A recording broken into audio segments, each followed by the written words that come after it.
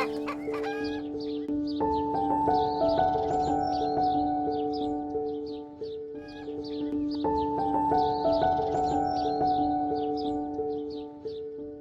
இறைவனும் எல்லாம் அறிந்தவனும் எங்கும் நிறைந்ததுமான பரம்பொருளுமான அல்லாஹ்வுக்கு எல்லா புகழும்.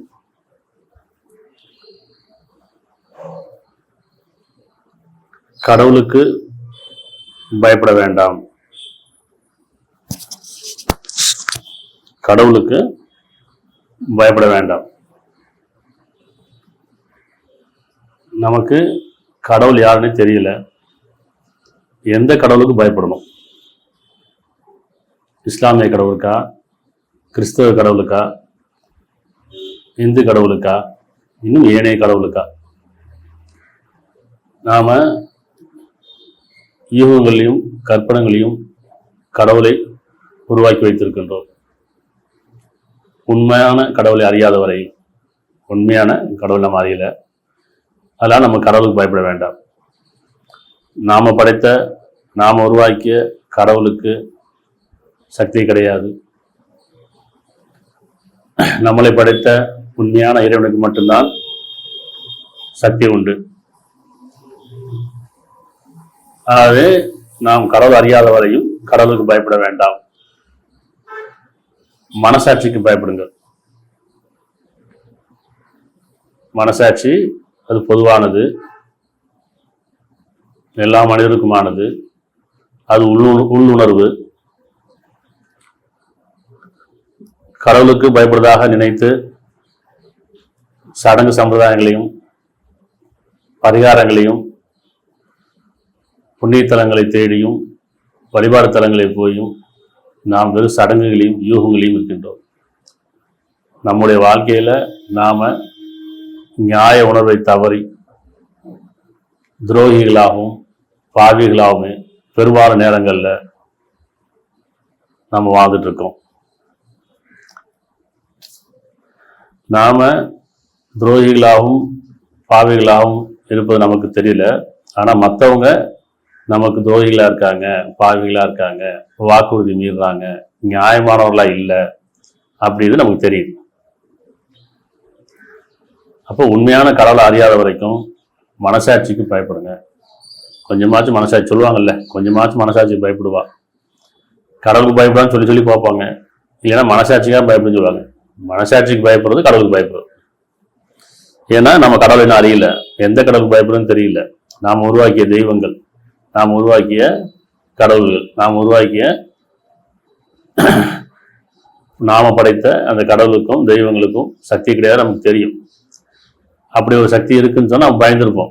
நம்ம குற்றம் செய்யறதுக்கும் பாவம் செய்யறதுக்கும் நம்ம பயந்துருப்போம். ஆனா பெரும்பாலும் நம்மளோட வாழ்க்கையில் பயம் இருக்கானா? பயம் இல்லை. காரணம் நமக்கே தெரியும், இது நாம உருவாக்கிய கடவுள், நாம உருவாக்கிய தெய்வம் இல்லையா? அதனால மனசாட்சி அப்படிங்கிறது எல்லா மனிதருக்கும் பொதுவானது. ஆன்மாவின் மீதும் அதை செவ்வாய்க்கின் மீதும் சத்தியமாக அப்பால் அதுக்கு தீமையும் நன்மையும் பிரித்தறிவித்தார். ஒவ்வொரு மனிதனுக்கும் ஆன்மா கொடுக்கப்பட்டிருக்கு. அதுதான் மனசாட்சி.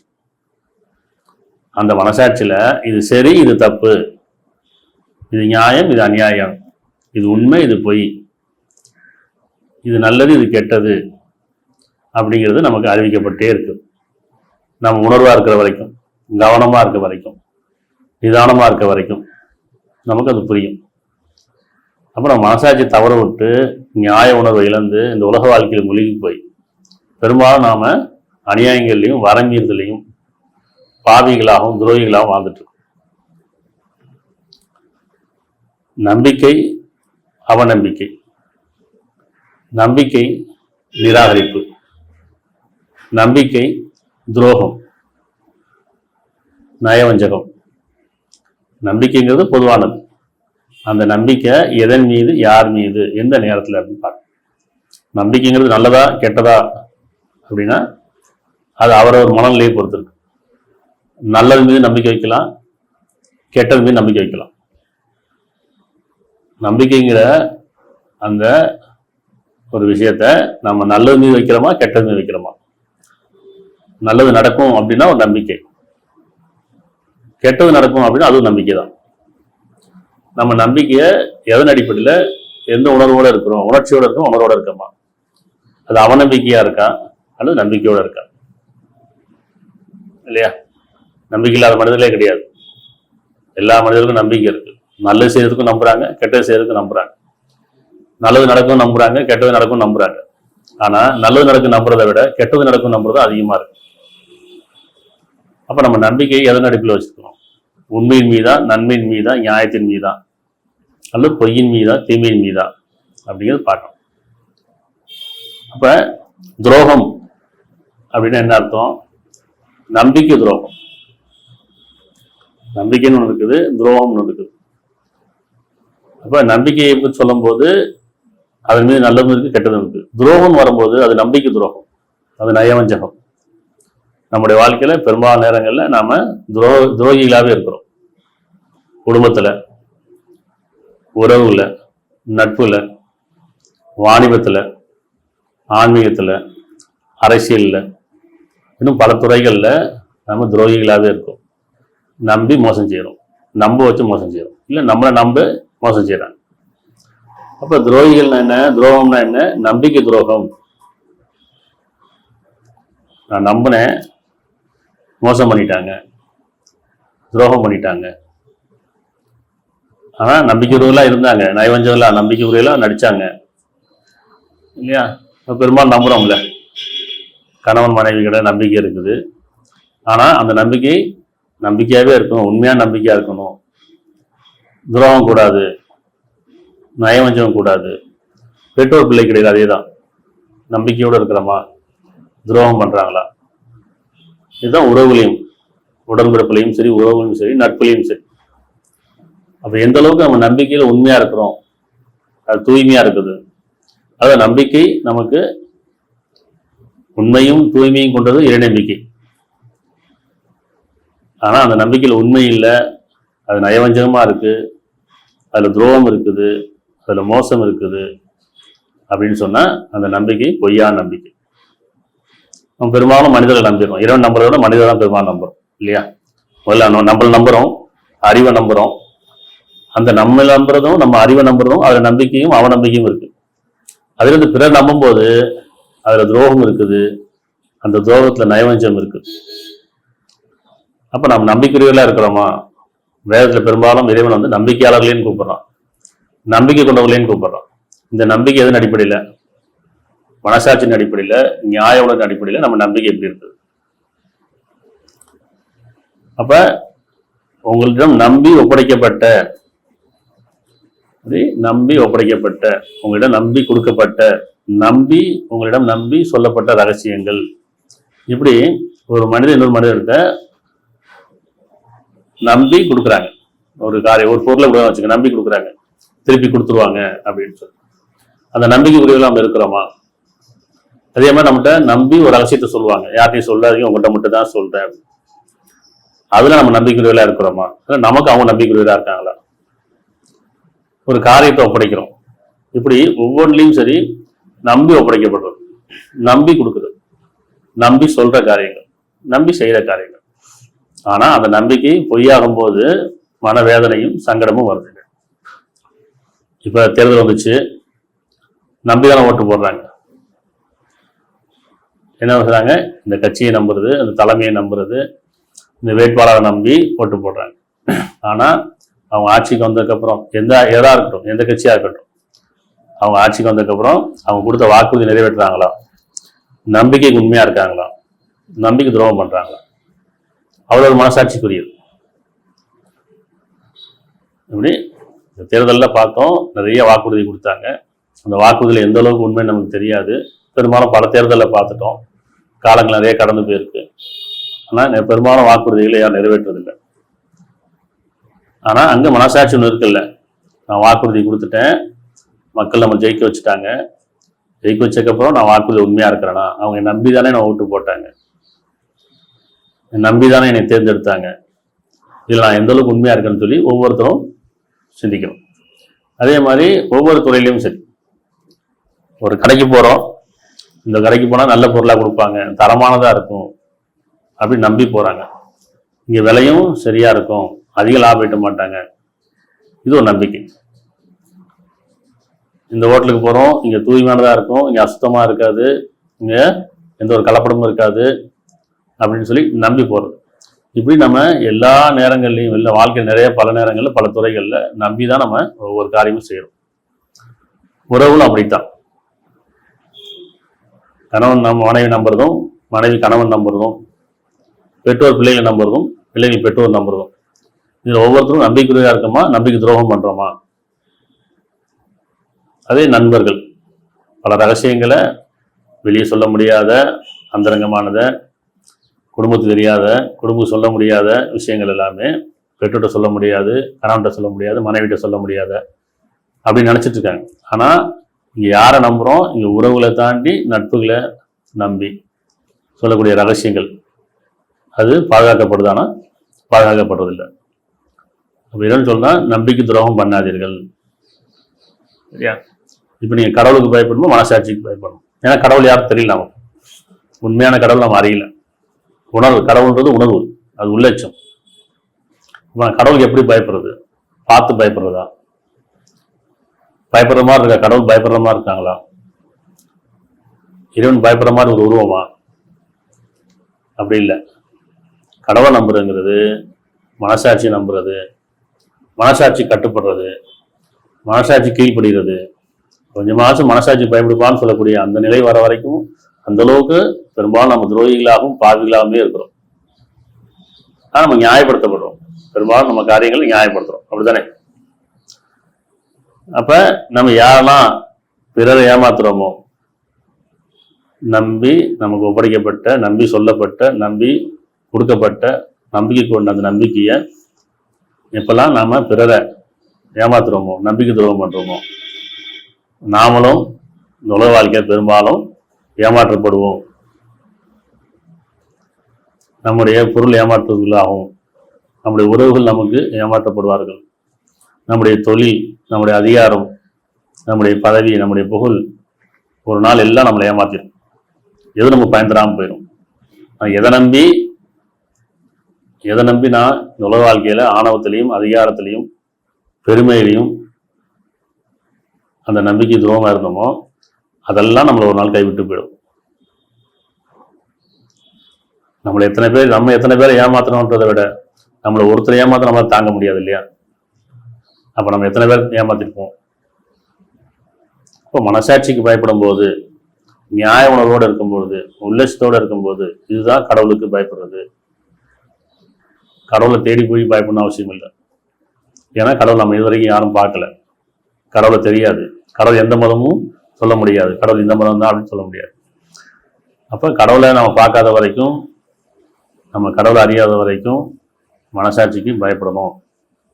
ஒருபோது யார் கடவுளை பார்த்ததில்லை, ஆனால் மனசாட்சியும் பார்த்ததில்லை. ஆனால் மனசாட்சி உணர்வு நமக்கு தெரியும் இல்லையா? அப்போ நான் உண்மையா இருக்கேனா, அதில் நியாயமா இருக்கேனா அப்படிங்கிற விஷயம் நம்ம கவனமா இருக்க வேண்டியதா.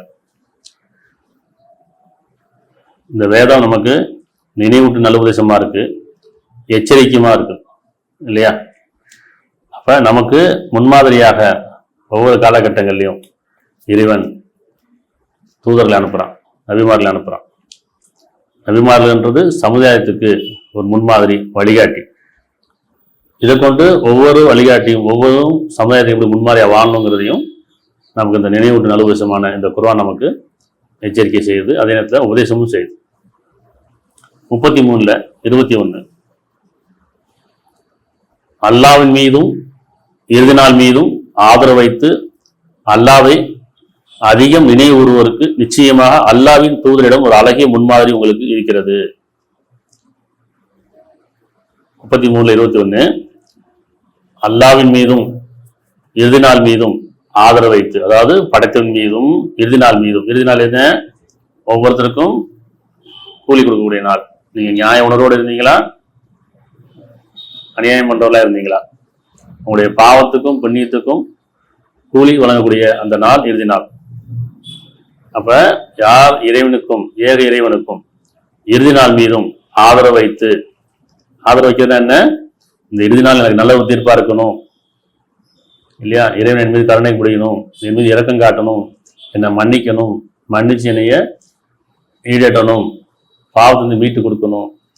பெரும்பாலும் பாவத்தை இறைவன் மன்னிச்சுட்டேங்கிறான். சிலவற்றை குற்றம் முடியும், அந்த சிலவற்றை பெரும்பாலும் நமக்கு இருக்கு. இறைவன் சொல்றான், மனித செய்த தவறுக்காக நான் உடனுக்குடன் பிடிப்பதில்லை, அப்படி பிடிச்சா உலகத்தை உருவின்னு மிஞ்சிருக்காதுங்கிறான். நம்முடைய பெரும்பாலும் பாவங்களை இறைவன் மன்னிக்கிறான். பெரும்பாலும் துரோகங்களையும் அநியாயங்களையும் வரமீறுதலையும் மன்னிக்கிறான். சிலவற்றை குற்றம் முடிக்கும், அந்த சிலவற்றுன்னு சொல்ற விஷயமே நம்மகிட்ட பெரும்பாலமா இருக்கு இல்லையா? அப்ப ஆதரவு வைக்கிறது என்ன? இறைவன் மன்னிப்பவன். அந்த மன்னிப்பின் மீது ஆதரவு வைக்கிறது, அந்த கருணையின் மீது ஆதரவு வைக்கிறது, அந்த இரக்கத்தின் மீது ஆதரவு வைக்கிறது இல்லையா? அப்ப அல்லாஹ் மீதும் ஏக இறைவன் மீதும் இறுதி நாள் மீதும், இறுதி நாள் நமக்கு நல்ல ஒரு தீர்ப்பா இருக்கணுமே, நம் சலாம் சொல்லப்படி அழைக்கப்படணுமே. நம்ம உயிர் கைப்பற்ற போது உங்களுடைய இறுதி வீடு, உங்களுடைய இறுதி முடிவு நன்மையாயிற்று அப்படின்னு சொல்லி சலாம் சொல்லி இறைவனுடைய இரண்டுபுறத்துல வந்து நமக்கு நன்மராயம் கூறி அழைக்கப்படக்கூடிய அந்த நாள் ஆதரவு வைத்து அல்லாவை அதிகம் நினைவு கூறுவோருக்கு, இறைவன் அல்லாவை அதிகம் நினைவு கூறுவோருக்கு நிச்சயமா அல்லாவின் தூதரிடம் அழகிய முன்மாதிரி உங்களுக்கு இருக்கிறது. தூதர் உங்களுக்கு அழகிய முன்மாதிரிங்கிறான். எதுல? நற்குணங்கள்ல, நற்பண்புகள்ல, நியாயத்துல, சத்தியத்துல இல்லையா? அழகிய முன்மாதிரி என்ன? இறைவன் தூதர் என்ன சொல்றான்? நீங்க சாட்சியாளராக அவங்க, நன்மைக்கு சாட்சியாகவும் உண்மைக்கு சாட்சியாகவும் நியாயத்துக்கு சாட்சியாகவும். அப்ப நீங்க யாரை பின்பற்றுறீர்களோ, உங்களுக்கு யார் வழிகாட்டியா இருக்காங்களோ அவர்கள் அழகிய முன்மாதிரியா இருக்கணுங்க. தலைவர்களும் சரி இல்லையா, ஞானிகளும் சரி, நம்முடைய பெற்றோர்லேருந்து, நம்முடைய பெற்றோர் அழகிய முன்மாதிரியா இருக்கணும், நம்முடைய ஆசிரியர்கள் அழகிய முன்மாதிரியா இருக்கணும், நம்முடைய பெரியோர்கள் முன்மாதிரியா இருக்கணும், அடுத்து நம்முடைய ஆட்சியாளர்கள் இல்லையா, எல்லா துறைகளையும் ஒவ்வொருத்தரும் நமக்கு அழகிய முன்மாதிரி இருக்கணுங்கிற. அதுதான் இந்த உதாரணம் சொல்றான். இந்த உதாரணம் என்ன? உங்களுடைய வழிகாட்டியா இருக்கக்கூடிய உங்களுடைய தூதர் உங்களுக்கு அழகிய முன்மாதிரி உங்களுக்கு நிச்சயமா இருக்கிறதுங்கிற. 33:45 33:45 நபியே, நாம் நிச்சயமா உம்மை சாட்சியாகவும் நற்செய்தி கூறுவராகவும் அச்சமுண்டு எச்சரிக்கை செய்வராகவே அனுப்பியுள்ளோம். நபியே, தூதரை சொல்றான், நபிமார சொல்றான். ஒவ்வொரு சமூகத்தாருக்கும் தூதர் உண்டு. அந்த தூதர் வரும்போது உங்களுக்கு நியாயம் நிறைவேற்றப்படும். தூதர் உங்களுக்கு அழகிய முன்மாதிரி இருக்கிறது சொல்றான் இல்லையா? அப்ப நபியே, நாம் நிச்சயமாக உண்மை சாட்சியாகவும், என்ன சாட்சி? மனசாட்சியினுடைய பிரதிநிதியாக, உண்மைக்கு சாட்சியாகவும் நன்மைக்கு சாட்சியாகவும் நியாயத்துக்கு சாட்சியாகவும் ஒழுக்கத்துக்கு சாட்சியாகவும் நற்பண்புகளுக்கு சாட்சியாகவும் நற்குணங்களுக்கு சாட்சியாகவும் முன்மாதிரியாக இல்லையா, சாட்சியாகவும் நற்செய்தி கூறுவராகவும் நன்மராயம் கூறுவராகவும். என்ன நன்மராயம்? யார் இறைவனுக்கு நம்பிக்கொண்டு நல்ல செயல் செய்தார்களோ அவர்கள் இறைவனுக்கு நற்கூலி உண்டு என்று நன்மராயம் கூறுவராகவும் எச்சரிக்கை செய்வராகவே அனுப்பியுள்ளோம். யார் நிராகரிக்கிறார்களோ, யார் மறுக்கிறார்களோ, யார் அநியாயம் பண்றார்களோ, நம்பிக்கை துரோகம் பண்றார்களோ அவர் நரக வேதனைக்கு அஞ்சு கொள்ளட்டும், இறைவனுடைய தண்டனைக்கு பயந்து கொள்ளட்டும் என்பது எச்சரிக்கை செய்வராகவும் அனுப்பியுள்ளோம். அப்போ உங்க தூதருக்கு அழகிய முன்மாதிரி இருக்குது. சரியா? 3:161 அத்தியாயம் 3:161. இது நாம யாரை பின்பற்றுறோமோ அவர்களுக்கு இது முன்மாதிரியா இருன்னு சொல்றான். எப்படி தூதர் உங்களுக்கு முன்மாதிரியோ நீங்க யாரை பின்பற்றி அவங்களுக்கு முன்மாதிரியா இருக்கணுங்கிறான். எல்லா விதத்திலும், இது நியாயத்திலையும் நன்மை செய்வதிலையும் உண்மை பேசுவதிலையும் ஒழுக்கத்திலையும். இந்த அமானிதம் இப்படி உங்களுக்கு நம்பி ஒப்படைக்கப்பட்டவற்றின் மீது நீங்க உண்மையாளராக இருக்கிறதுக்காக நமக்கு தூதர் ஒரு வழிகாட்டியா இருக்கிறார், முன்மாதிரியா இருக்கிறார். 3:161 துரோகம் செய்வது எந்த நபிக்கும் ஆகமானதல்ல. ஏன்னா முன்மாதிரி இல்ல, நபி எப்படி இருக்கும்? துரோகம் செய்யக்கூடாது. என்ன துரோகம்னா என்ன? நம்பிக்கை துரோகம் பண்ணக்கூடாது. சரியா? அப்ப உங்களுக்கு யார் வழிகாட்டியோ, யார் உங்களுக்கு தூதரோ, யார் உங்களுக்கு இமாமோ, யார் உங்களுக்கு தலைவரோ, யார் உங்களுக்கு முன்மாதிரி உங்களுக்கு வழிகாட்டுறாங்களோ அவர்கள் உங்களுக்கு எப்படி இருக்குன்னு சொன்னா, துரோகம் செய்வது எந்த நபிக்கும் ஆகமானதல்ல. அவர்கள் துரோகத்துறையில இருக்கக்கூடாது. அவர்கள் தான் நன்மைக்கு முன்மாதிரியா இருக்கும். சரியா? எவரேனும் மோசம் செய்வாராயின் அவர் மோசம் செய்வதை இறுதி நாளில் கண்டுகொள்வார். எவரேனும் மோசம் செய்வாராயின் அவர் மோசம் செய்வதை இறுதி நாளில் கொண்டு வருவார். அவ்வேளையில் ஒவ்வொருவருக்கும் அவர் சம்பாதித்தின் பலன் கொடுக்கப்படும். இன்னும் அவர் எவ்வகையிலும் அநியாயம் செய்யப்பட மாட்டார்கள். தூதர் உங்களுக்கு முன்மாதிரி தான். தூதர் உங்களுக்கு முன்மாதிரி. அவர்கிட்ட எந்த உண்மை இருக்குதோ, எந்த நன்மை இருக்கோ, நியாயம் இருக்கோ, அதை நீங்க பின்பற்றுங்க. அது வேதத்துக்கு உங்களுக்கு சாட்சியா இருக்கு இல்லையா? அப்ப துரோகம் செய்வது எந்த நபிக்கும் ஆகமானதல்லைன்ட்டான். நபிக்கே சொல்றான், துரோகம் செய்வது உங்களுக்கு ஆகமானது கிடையாது அப்படின்னு அர்த்தம். அவங்க துரோகம் செய்ய மாட்டாங்க, உண்மைக்கு உண்மையா இருப்பாங்க, நன்மைக்கு நன்மையா இருப்பாங்க, நியாயத்துக்கு நியாயமா இருப்பாங்க, சத்தியத்துக்கு சத்தியமா இருப்பாங்க, நற்பண்பும் நற்குணமுடையும் ஒழுக்கமுடையவர்களாகவும் இருப்பாங்க. சரியா? இப்ப அந்த தூதரை பின்பற்றக்கூடியவர், நபியை பின்பற்றக்கூடியவர்கள், வேதத்தை பின்பற்றக்கூடியவர்கள் மீது மனிதருக்கு தூதர் உங்களுக்கு சாட்சியாகும், மற்ற மனிதர் சாட்சியா இருக்குன்னு சொல்றானா இல்லையா? வேதம் என்ன சொல்லுது? தூதர் உங்களுக்கு சாட்சியா இருக்கிறார். எதற்கு? இந்த நற்பண்புகளுக்கு. அதுபோல் நீங்கள் மற்ற மனிதருக்கு சாட்சியா இருங்கள். நம்ம சாட்சியாக இருக்கிறோமா? நம்பிக்கை துரோகம் பண்ணாமல் இருக்கிறோமா? வாக்குறுதி நிறைவேற்றுறோமா? ஒழுக்கமா இருக்குமா? நம்பி ஒப்படைக்கப்பட்ட, நம்ம நம்பி சொல்லப்பட்ட, நம்பி கொடுக்கப்பட்ட, நம்பி நம்மிடம் வந்தவர்கிட்ட நாம உண்மையா இருக்கிறோமா? ஒவ்வொருத்தரும் தனித்தனியா. ஏன்னா அவர் செய்த நன்மையாக இருக்கு, அவர் செய்த தீமையாக இருக்கு. அதனால அவர் செய்த நன்மை அவர் இருக்குன்னு சொல்லும்போது என்ன நான் எப்படி இருக்கிறேன்? தூதரை முன்மாதிரியா இருக்காங்க, நம்ம தூதரை பின்பற்றுறோமா? வேதத்தை பின்பற்றுறோமா? மனசாட்சியை பின்பற்றுறோமா? சரியா? சரி, அடுத்து 4:58. நம்பி உங்களிடம் ஒப்படைக்கப்பட்டவைகளை அவற்றின் உரிமையாயிடம் நீங்கள் ஒப்படைத்து விடுங்கள். உங்களிடம் நம்பி ஒப்படைக்கப்பட்டவைகளை. சரியா? இறைவன் நம்ம நம்பிதான் படைச்சிருக்கான், நம்பிக்கையாளரையும் கூப்பிடுறான். உங்களை நம்பி கொடுக்கப்பட்டிருக்கு. உங்கள் உயிர், உடல், ஆன்மா, காலம், நேரம் எல்லாமே உங்களை நம்பிதான். நம்பிக்கையாளர்களே அமானிதமா கொடுக்கப்பட்டிருக்கு. எதுவுமே நமக்கு சொந்தம் கிடையாது. அப்படித்தானே? நம்ம உயிர் நமக்கு சொந்தம் கிடையாது, இறைவன் நாடு போய் எடுத்துப்பான். உடல் நமக்கு சொந்தம் கிடையாது, உயிர் போகும்போது இந்த உடல் மண்ணுக்கு போயிடும். இந்த உறவுகள் எல்லாமே சோதனை, எல்லாம் விலைக்கு போயிடுவாங்க. எது பயன் தராது, நம்ம பொருள் பயன் தராது. இந்த காலம் நமக்கு நிலையானது கிடையாது. அப்போ இதெல்லாமே நம்பி ஒப்படைக்கப்பட்டது. இது பக்கம் இறைவன் நம்மளை நம்பி ஒப்படைச்சிருக்கான், நம்ம அவங்க உண்மையா இல்லை. திருப்பி நம்பி உங்களுக்கு ஒப்படைக்கப்பட்ட உங்களோட உறவு, உங்களுடைய குடும்பம், உங்கள் மனைவி, பிள்ளைகள், உறவுகள் இருக்கு இல்லையா, நம்பி ஒப்படைக்கப்பட்டது. இவர்கள் உங்களிடம் நம்பி ஒப்படைக்கப்பட்ட காரியங்கள் இல்லையா? நம்ம யாரெல்லாம் நம்பி அதெல்லாம் ஒப்படைக்கிறோமோ இவங்க நம்ம நல்லது செய்வாங்க, நியாயமாக தான் இருப்பாங்க, உண்மையாக தான் இருப்பாங்க, சத்தியமாக இருப்பாங்க, நமக்கு அநியாயம் பண்ண மாட்டாங்க அப்படின்னு பெரும்பாலும் நம்ம நம்புறோமா இல்லையா? நம்மளை பெருமை நம்புறாங்களா இல்லையா? இந்த நம்பிக்கையுள்ள நம்ம இருக்கிறோமா? மற்றவங்க நம்பிக்கையுள்ள இல்லைன்னு சொன்னா அவங்க நம்பிக்கையாளர் இல்லையே, துரோகம் பண்ணிட்டாங்களே, மோசம் பண்ணிட்டாங்களே, அநியாயம் பண்ணிட்டாங்களே, அவங்க நல்லா இருப்பாங்களா? எவ்வளோ சாபம் விடுறோம். அதே மாதிரி நம்மள எத்தனை பேர் சாபம் விட்டுருப்பாங்க. இந்த பயம் ஒன்றும் இல்லையா? இப்போ வியாபாரம் கூட ஆகட்டும், நம்பிதான் வராங்க. இந்த கடையில் நல்லா இருக்கும், நல்ல பொருளை கொடுப்பாங்க, ஏமாற்ற மாட்டாங்க, நியாயமான விலையா இருக்கும், தரமானதா இருக்கும். அப்படி இல்லைன்னு சொன்னா நம்பி வந்தவங்கள்ட்ட நம்ம மோசம் பண்றேன்னு அர்த்தம் இல்லையா? ஒரு வரம் பார்க்கறது கூட நினைச்சுவாங்க, நல்லபடியா பிள்ளைய நல்லபடி பார்த்துப்பாங்க. அப்படி அந்த பையனை பார்க்கும்போது சரி, பொண்ணு ஒருத்தர் நம்பி தான் அந்த பொண்ணை ஒப்படைக்கிறாங்க, நம்பி தான் அந்த பையனை முடிச்சு வைக்கிறாங்க. அப்போ ஒரு உறவு இன்னொருத்தர் நம்பி தான் அந்த உறவை நினைச்சாங்க திருமணம் முடிச்சு வைக்கிறாங்க. ஆனால் நம்பிக்கையாக இருக்காங்களான்னா இல்லை. பெரும்பாலும் வாழ்க்கையில் பெரும் பிரச்சனைகள். ஏன்டா பிள்ளையை கட்டி கொடுத்தோம், ஏன்டா அந்த பையனை கட்டி கொடுத்தோம், வாழ்க்கை இப்படி ஆகி போச்சு. அப்போ நம்பிக்கை துரோகம் ஆயிடுச்சா? எப்பெல்லாம் மனம் சங்கடப்படுறதோ, வருத்தப்படுறதோ, ஏதோ ஒரு நம்பிக்கை நம்ம நமக்கு துரோகம் ஆயிடுச்சு, ஏதோ ஒரு நம்பிக்கை நம்ம இழந்துட்டோம், ஏதோ ஒரு நம்பிக்கை நமக்கு அநியாயம் நடந்துருச்சு, அப்பதான் மனம் சங்கடப்படும். அப்புறம் மனசு வேதனை இருக்குது. அந்த வேதனை சாபமா மாறும் இல்லையா? 4:58. நம்பி உங்களிடம் ஒப்படைக்கப்பட்டவைகளை அவற்றின் உரிமையாளரிடம் நீங்கள் ஒப்படைத்து விட வேண்டும் என்றும், மனிதனிடையே தீர்ப்பு கூறினால் நியாயமாகவே தீர்ப்பு கூறப்பட வேண்டும் என்றும் உங்களுக்கு நிச்சயமா அல்லாஹ் கட்டளையிடுகின்றான். தூதர் சொல்றாங்க, அவங்களுக்கு முன்மாதிரி, தூதர் உங்களுக்கு முன்மாதிரி.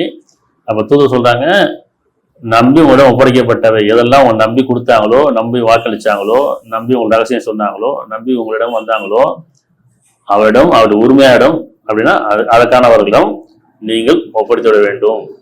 அதாவது அது நியாயமா நடந்துக்க வேண்டும் இல்லையா? உண்மையா நடந்துக்க வேண்டும்.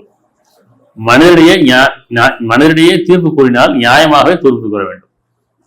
அநியாயம் பண்ணிடாங்க, நம்பிதானே உங்கள்கிட்ட வராங்க, நியாயமா தீர்ப்பு கூறுங்க. ஒரு பக்கமா போயிடாதீங்க. உங்களுக்கு பிடிச்சவங்களுக்கு மட்டும் நியாயம் சொல்லாதீங்க. பிடிக்குதோ பிடிக்கலையோ நியாயம் நியாயம்தான். பிடிச்சவங்களுக்கு ஒரு நியாயம், பிடிக்காத ஒரு நியாயம் அப்படிலாம் கிடையாது. பணம் படைச்ச ஒரு நியாயம், பணம் படைக்காத ஒரு நியாயம், படிச்சவனுக்கு ஒரு நியாயம், படிக்காதவனுக்கு ஒரு நியாயம், தன் இனத்தாருக்கு ஒரு நியாயம், பிற இனத்துக்காக ஒரு நியாயம், அப்படிலாம் கிடையாது. அவங்கள்ட்ட ஒரு நியாயத்துக்கு வந்துட்டாங்கன்னு சொன்னா அந்த தீர்ப்பு சரியா கூறுங்கிற. எப்படி தீர்ப்பு கூறினால் நியாயமாகவே தீர்ப்பு கூற வேண்டும் என்று உங்களுக்கு நிச்சயமா அல்லாஹ் கட்டளையிடுகின்றான். நிச்சயமா அல்லாஹ் உங்களுக்கு மிகவும் சிறந்த உபதேசம் செய்கின்றான். நிச்சயமா அல்லாஹ் செவியுறவனாகவும் பார்ப்பவனா இருக்கின்றான். சிறந்த உபதேசம் பண்ணிட்டான், இப்ப செவியுறவனாகவும் பார்ப்போம். 2 பேர் கிடையில நீங்க நியாயமா இருக்கிறீங்களா, நியாயமான பேச்சு பேசுறீங்களா, செவியுறவனா இருக்கலாம், பார்ப்பவனா இருக்கலாம், அவங்களோட செயலை பார்ப்பவனா இருக்காங்களா. அப்ப நம்பி உங்களிடம் ஒப்படைக்கப்பட்டவைகளை உங்க மீது நம்பிக்கொண்டவர்களுக்கு நீங்க நம்பிக்கை மோசம் செய்யாதீர்கள், நம்பிக்கை துரோகம் பண்ணாதீர்கள், நயவஞ்சகமாக அவரிடம் நம்ப வச்சிடாதீங்க இல்லையா. அதே மாதிரி நீங்களும் பிற நம்பிடாதீங்க. அல்லாஹ்வை தவிர இறைவனை தவிர நம்பிக்கிறவர் இல்லை, அதில் உண்மையா இருக்கணும். இறைவனை தவிர நம்பிக்கலாம், அவனிடமே முழுசாக ஒப்படைக்கணும். மனிதர்களை நம்பி எத்தனை பேர் நம்பிக்கை துரோகம் படைந்து எத்தனை மன வேதனையும் கஷ்டத்தையும் வாழ்றாங்கன்னு நமக்கு தெரியும். நம்ம வாழ்க்கையும் சரி, நமக்கு படிச்சவங்க. 8:27 நம்பிக்கொண்டவர்களே அல்லாஹ்வுக்கும் தூதருக்கும் மோசம் செய்யாதீர்கள். நீங்க நம்பிக்கொண்டதா இருந்தீங்கன்னு சொன்னா, அல்லாஹ் மீதும் இறுதி நாள் மீது நம்பிக்கொண்டதா இருந்தீங்கன்னு சொன்னா, அதாவது ஏக இறைவன் மீதும் இறுதி நாள் மீது நம்பிக்கொண்டதா இருந்தீங்கன்னு சொன்னா, அல்லாஹ்வுக்கும் தூதருக்கும் மோசம் செய்யாதீர்கள். தூதர் யார்? இப்ப உங்களுக்குள்ள ஒரு தூது இருக்குது, ஒவ்வொருத்தருக்கும் மனசாட்சி இருக்குது. அது அல்லாஹ்வுடைய தூது தான், இறைவனுடைய தூது தான். அந்த தூதை மறந்து வாழும்போது, மறுத்து வாழும்போது உங்களிருந்தே ஒரு மனிதரை தேர்ந்தெடுத்து உங்களுக்கு தூது அனுப்புறான். நீ மனசாட்சி உனக்கு திரும்புப்பா, நியாய உணர்வு உங்களுக்கு திரும்புப்பா அப்படின்னு சொல்லி, உங்களை நம்பி உங்களிடம் துரோகம் பண்ணாதீங்க, அநியாயம் பண்ணாதீங்க அப்படின்னு சொல்லி நமக்கு எச்சரிக்கை செய்வதற்கும் நன்மராயங்களுக்கும் தூதர் வர. அப்ப நம்பிக்கொண்டவர்களே, நீங்க நம்பிக்கொண்டதா இருந்தீங்கன்னு சொன்னா, அல்லாஹ்வுக்கும் தூதருக்கும் மோசம் செய்யாதீர்கள். அறிந்து கொண்டே நம்பி ஒப்படைப்பட்டவரிடம் மோசம் செய்யாதீர்கள். அறிந்து கொண்டே, இது தெரியும், மனசாட்சி நல்லா தெரியும், நான் தப்பு பண்றேன்னு தெரியும் இல்லையா, பொய் சொல்றேன்னு தெரியும், ஏமாத்துறேன்னு தெரியும், மோசம் செய்யறேன்னு தெரியும். அப்ப நீங்க அறிந்து கொண்டே நம்பி ஒப்படைக்கப்பட்டவற்றிலும் மோசம் செய்யாதீர்கள். மோசம் செய்வது பாவம், துரோகியாகவும் பாவிகளாகவும் இருக்காதீர்கள், உண்மையாளராக இருக்கீங்க. சரியா? 8:28 இன்னும் நீங்கள் அறிந்து கொள்ளுங்கள், உங்கள் செல்வமும் உங்கள் மக்களும் சோதனையாக இருக்கின்றன. சோதனை அதுதான். இங்கதான் பெரும்பாலும் நம்பிக்கை துரோகம் பண்றது, பெரும்பாலும் இங்கதான் நம்ம அமானியத்தை தவற விட்டுறது, இங்கதான் நம்பி ஒப்படைக்கப்பட்டது தெரிந்து கொடுக்காம இருக்கு. எதுல? பொருள், அறிவு இல்லையா. அப்ப இன்னும் அறிந்து கொள்ளுங்கள், உங்கள் செல்வம் உங்கள் மக்களும் சோதனையாக இருக்கின்றன. அல்லாஹ் அவனிடம்தான் மிகவும் உயர்ந்த நற்கூலி உண்டு. உங்களுக்கு அல்லாஹ்விட நற்கூலி, இறைவன்கிட்ட நற்கூலி இருக்குங்கிறான். அது வேணுமா இது வேணுமா? இது அற்பமானதும் சொற்பமானதும்? அல்லாஹ்விட இருக்கிறது அழகானதும் நிலையானதும். எது வேணும் உங்களுக்கு?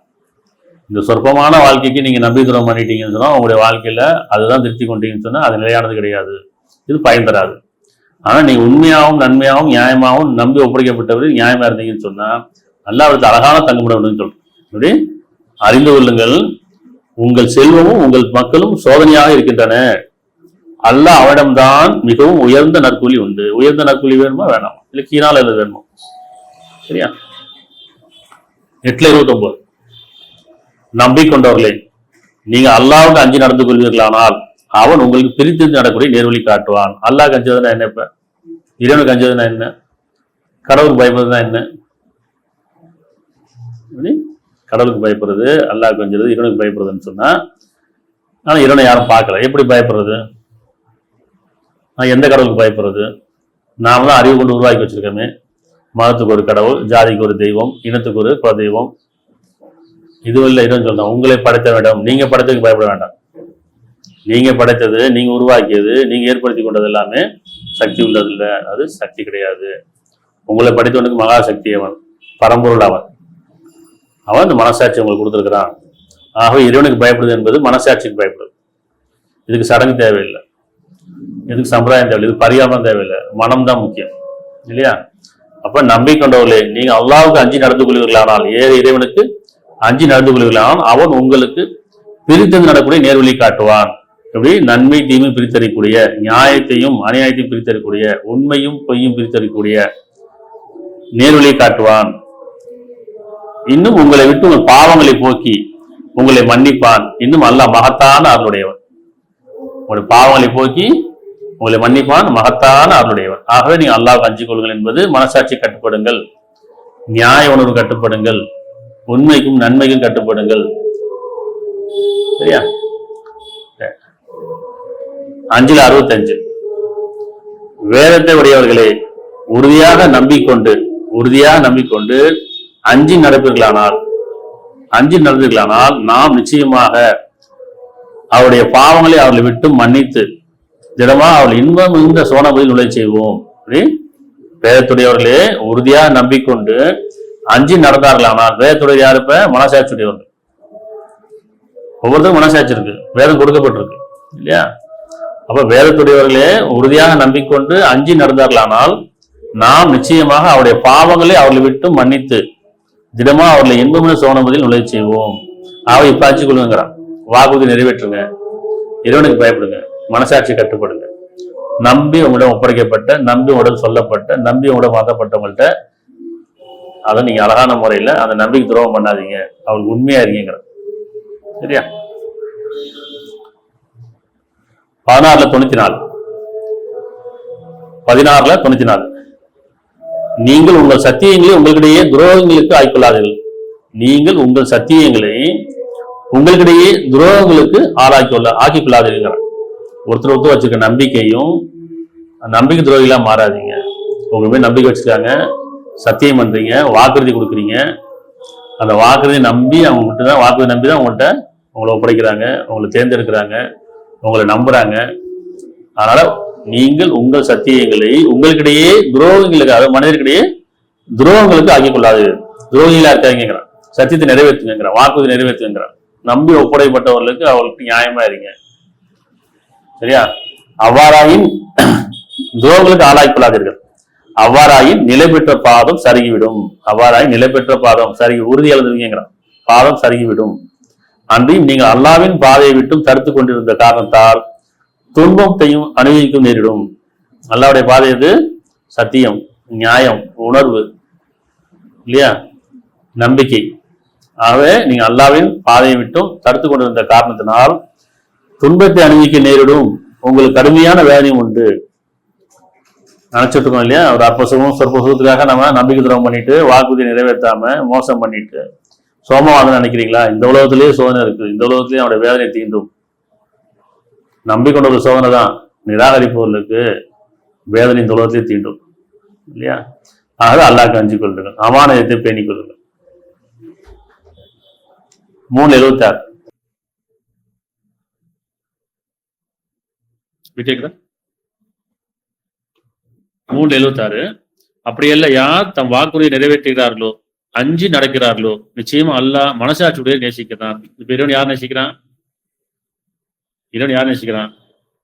மனசாட்சியுடையவர்களையா, அல்லது முஸ்லீம்களையா, இந்துக்களையா, கிறிஸ்தவர்களையா, இன்னும் ஏனைய மதத்துடையவர்களை நேசிக்கிறானா? யார் இறைவன் நேசிக்கிறான்? மனசாட்சியுடையவர்களை. இந்த மனசாட்சியுடைய எப்படி இருப்பாங்க?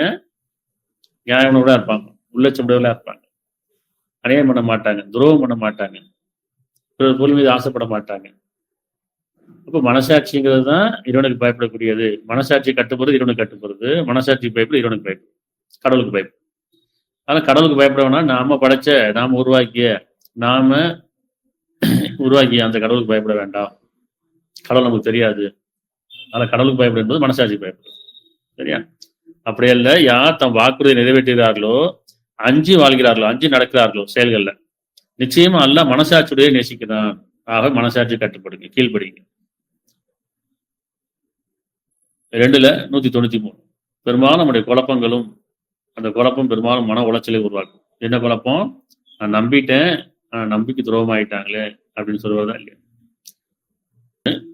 இன்னும் குழப்பம் கலகம் நீங்கி அல்லாஹ்வுக்காக நீதியும் நியாயம் உறுதிப்படுத்தும் வரை, குழப்பமும் கலகமும் நீங்கி அல்லாஹ்வுக்காக, இறைவனுக்காக, இறைவனுடைய அருளை பெறுவதற்காக, அவன் மன்னிப்பை பெறுவதற்காக, அவன் கருணையை பெறுவதற்காக நீதியும் நியாயமும் உறுதிப்படும் வரையில் நீங்கள் அவருடன் போரிடுங்கள். யாருடன்? அறப்போர்.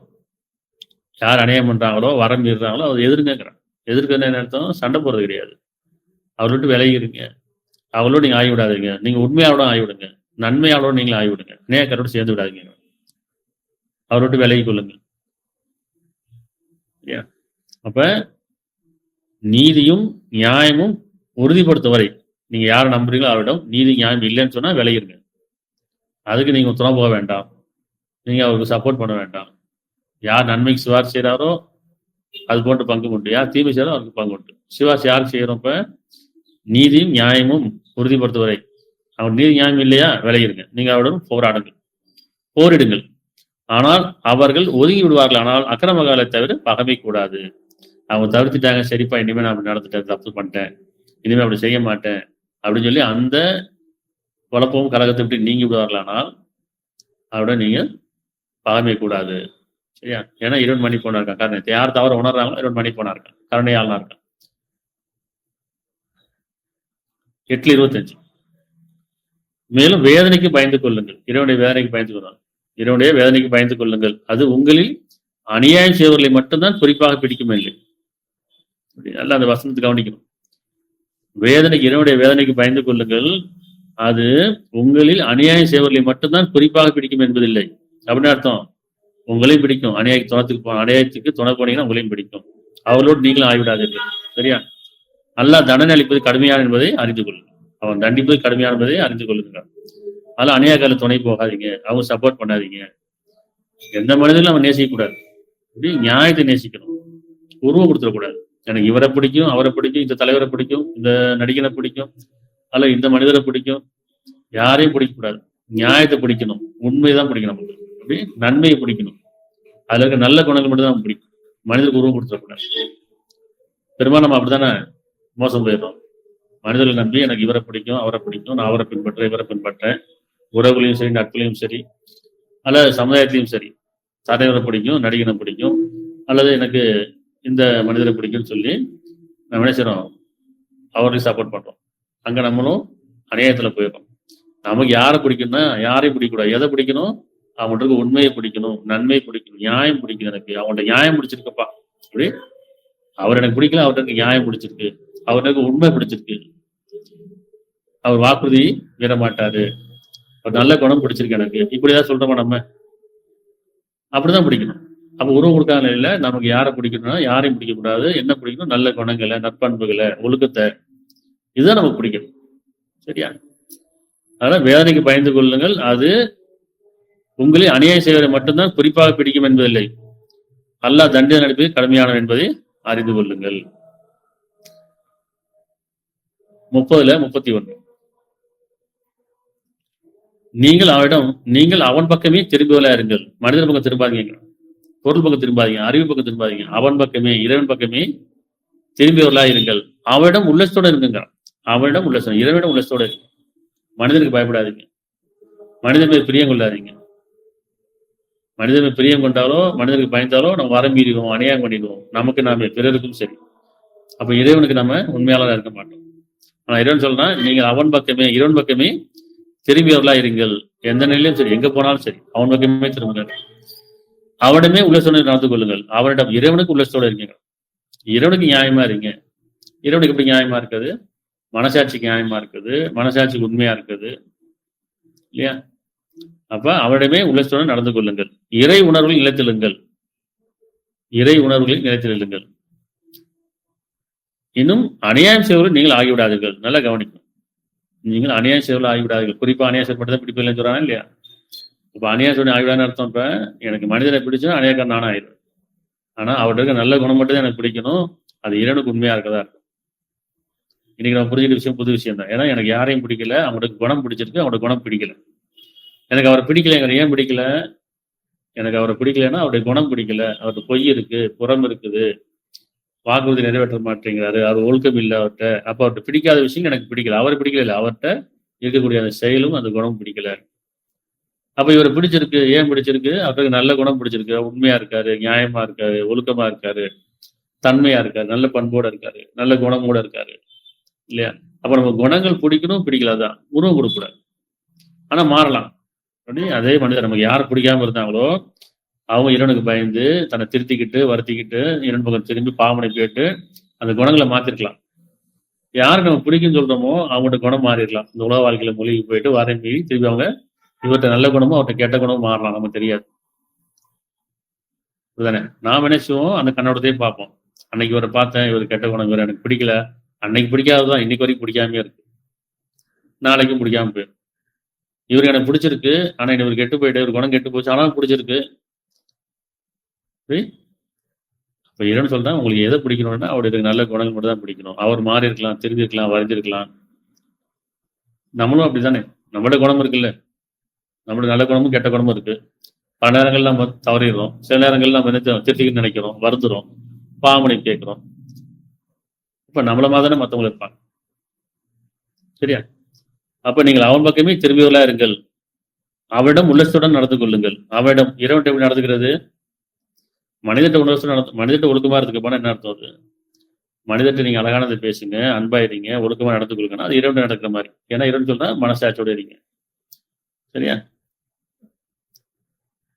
இன்னும் அநியாய செய்வர்கள் நீங்கள் ஆகிவிடாதீர்கள், அநியாய செய்வர்கள் நீங்கள் ஆகிவிடாதீர்கள், இறைவன் எச்சரிக்கை செய்யணும். சரியா? 8:53. ஏனெனில் எந்த ஒரு சமுதாயமும் தன் உள்ளத்தில் அருளப்பட்டிருப்பதை மாற்றிக்கொள்ளாத வரையில், எந்த ஒரு சமுதாயமும் எந்த ஒரு மனிதனும் தான் உள்ளத்தில் அருளப்பட்டிருக்க அந்த நற்குணங்களை, நற்பண்புகளை, அந்த நியாய உணர்வுகளை, அந்த உள்ளச்சத்தை, அந்த அருளப்பட்டிருக்க அந்த நல்ல குணங்களை மாற்றிக்கொள்ளாத வரையில் அல்லாஹ் அவர்களுக்கு வழங்கி அருள் கொடை மாற்றி விடுவதில்லை. சரியா? எல்லாத்துக்கும் நற்பண்புகள் கொடுக்கப்பட்டிருக்கு, நல்ல குணங்கள் கொடுக்கப்பட்டிருக்கு. இறைவனுடைய பண்புகள் கொடுக்கப்பட்டது நல்ல குணங்கள். சரியா? அப்ப அதுல நியாய உணர்வு இருக்கு, சத்தியம் இருக்குது, நன்மை தீமை அறிவிக்கப்படுது. உங்களுக்கு அருளப்பட்டிருக்க அந்த ஆன்மாவை, இல்லையா, எந்த ஒரு சமுதாயமும் அல்ல எந்த ஒரு மனிதனும் தன் உள்ளத்தில் அருளப்பட்டிருக்க மாற்றிக்கொள்ளாத வரையில் அல்லாஹ் அவர்களுக்கு வழங்கிய அருள் கொடை மாற்றவில்லை. நீங்க அந்த அருள்ல வாழ்ற வரை, நியாய உணர்வோடு இருக்க வரைக்கும், உள்ளத்தோட இருக்க வரைக்கும், பயபக்தியோடு இருக்க வரைக்கும் உங்களுக்கான அருள் எப்பயுமே இருக்குது. நிச்சயமா அல்லாஹ் செவியர்வனாவும் நன்கறிந்தவனா இருக்கின்றான். அதே நேரத்துல 13:11, இந்த 8:53 13:11 லிங்க் பண்ணி வச்சு, மனிதனுக்கு முன்னாலும் பின்னாலும் தொடர்ந்து வரக்கூடிய இருக்கிறார்கள். மனிதனுக்கு முன்னாலும் பின்னாலும் தொடர்ந்து வரக்கூடிய இருக்காங்க. அதாவது மனிதனுக்கு முன்னாலும் பின்னாலும் தொடர்ந்து வரக்கூடிய இருக்கிற வானவர் இருக்கிறார்கள். கண்காணித்து எழுது கூட இல்லாமல் எந்த சொல்லும் நீங்க பேசுவது இல்லைங்க. கண்காணித்து எழுது கூட இல்லாமல் எந்த சொல்லும் நீங்க பேசுவதில்லை, எந்த வாக்குறுதியும் கொடுப்பதில்லை. சரியா? அப்ப இங்க மனிதனுக்கு முன்னாலும் பின்னாலும் தொடர்ந்து வரக்கூடியவர் இருக்கிறார்கள். அல்லாவின் கட்டளையினால் அவன் அவர்களை பாதுகாக்கிறார்கள். அப்பப்ப எச்சரிக்கை செய்யறாங்க, உபதேசம் பண்ணிட்டு இருக்காங்க, அப்பப்ப நமக்கு தவறும் போதெல்லாம் பாதுகாக்கிறாங்க. அப்ப இறைவன் நன்றியோடு இருக்கணும், இல்லையா? எந்த ஒரு சமுதாயத்திற்கும் அல்லது எந்த ஒரு மனிதனுக்கும், எந்த ஒரு சமுதாயத்திலும் அல்லது எந்த ஒரு மனிதனும் தாம் நிலைப்பாட்டை தாமே திருத்திக் கொள்ளாத வரை, அங்க என்ன சொன்ன 8:53 அருளப்பட்டிருப்பதை நீங்க மாற்றிக்கொள்ளாத வரைண்டா. இங்க தவறுனதுக்கு அப்புறம், அது தவறுறதுக்கு முன்னாடி, அது உணர்வோட இருக்கும்போது, உள்ளத்தோட இருக்கும்போது, பயபக்தியோட இருக்கும்போது, நியாய உணர்வோட இருக்கும்போது. ஆனா இங்க அந்த நியாய உணர்வு இழந்ததுக்கு அப்புறம், பயபக்தி இல்லாத போது, வரம் மீறும் போது, அப்ப அங்க அருளப்பட்டதை நீங்க மாற்றிக்கொள்ளாத வரை தன் அருளுடைய மாற்றுவதில்லை. ஆனா இங்க என்ன சொல்றா பாருங்க, எந்த ஒரு சமூகத்தால் எந்த ஒரு மனிதனும் தம் நிலைப்பாட்டை தாமே திருத்திக் கொள்ளாதவரை அல்லாஹ் நிச்சயமா அவர்களை மாற்றுவதில்லை. நீங்க திருந்துங்க, வருதுங்க, உங்களுக்கு நியாய உணர்வு இருக்குல்ல, தவறு ஒத்துக்குங்க, என்கிட்ட பாவம் இருக்குன்னு ஒத்துக்குங்க, நான் நியாயமானவன் கிடையாது, நான் உண்மையானவன் கிடையாது, நன்மையானவன் கிடையாது அப்படின்னு இறைவன்கிட்ட ஒத்துக்கிட்டு அவனோட பாவனை கேட்கும் போதுதான் இறைவன் மாற்றி கொடுக்குறாங்க. எப்படி? நீங்க மாற்றிக்கொள்ளாதவரை அவர்கள் நிச்சயமா மாற்றுவதில்லை. நிச்சயமா அல்லாஹ் எந்த ஒரு சமூகத்தாரும் தீவிர நாடினால் நீங்க அப்படியே நீங்க மாத்திக்கலன்னு சொன்னா உங்களுக்கு உங்களுடைய செயலின் காரணமாக அந்த தீவனை, ஒரு சமூகத்தாருக்கு அல்லது ஒரு மனிதனுக்கோ தீவனை நாடினால் அதை தடுப்போர் எவரும் இல்லை, அவளுக்கு அவனை தவிர உதவரும் எவரும் இல்லை. ஆகவே நீங்க திருத்திக் கொள்ளுங்கிற அவன வேதனை வருவதா இருக்குது. உடனுக்குடன் பிடிப்பதில்லை இல்ல, ஆனா ஒரு காலத்தை வரையும் மன்னிச்சு வாழ வச்சிருக்கான். அந்த மன்னிக்கிற காலத்துல மன்னிப்பு தேடணுமா இல்லையா? நல்லா மன்னிக்க நாடுதே இருக்கிறான். திருந்த மாட்டீங்களா கேட்கலாம், வருந்த மாட்டீங்களா கேட்கலாம். இன்னமும் நீங்க உங்களுக்கு ஒப்படைக்கப்பட்ட நம்பிக்கை உரியவர்களுக்கு நம்பிக்கையாளர் இல்லையே, நியாயமானவர்களா இல்லையே, இல்லையா? அதே 27:11 ஆயினும் தீங்கிலை தவறை தவிர அப்படின்ட்டு அவரும் தீமையை நன்மையா மாற்றிக்கொண்டார். இந்த காலம் கொடுக்கல மன்னிக்கிறதுக்கும் திருத்தத்துக்கும் வருத்தத்துக்கும், உடனுக்குடன் தண்டிப்பதில்லை இல்லையா? அப்படின்னு சொல்றான். ஆயினும் தீங்கிலை தவறுகளை தவிர அவரும், அந்த தீங்கிலை தவறும் தீமையை நன்மையா மாற்றிக்கொண்டா நிச்சயமா நான் மிக மன்னிப்போனாகவும் மிக கருணையுடையதா இருக்கின்றேன். இது ஒரு வாய்ப்பு.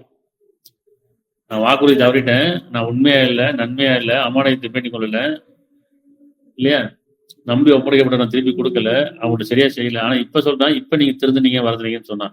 இப்பயும் ஒரு வாய்ப்பு கொடுத்துருக்கேன் உங்களுக்கு, இப்பயும் அந்த தீமையை நீக்கிட்டு நன்மையா மாத்தி கொள்ளுங்க, நான் மன்னிப்போனா கேட்கிறேன். பாருங்க, ஆயினும் தீங்கிழைத்தவர்களை தவிர, அந்த தீங்கிழைத்தவரும் அந்த வரம் மீறியவரும் அல்லது அநியாயம் செய்தவரும், சரியா, அவரும் தீமையை நன்மையாக மாற்றிக்கணும். இப்போ உங்களுடைய குணங்களை நன்மையா மாத்திக்கணும், நீங்க திருத்திக் கொள்ளுங்கிறான். அப்படி திருத்திக் கொண்டீங்கன்னா, மாற்றிக்கொண்டா நிச்சயமா நான் மிக மன்னிப்பவனாகவும் மிக கருணையுடையவனா இருக்கின்றேன்.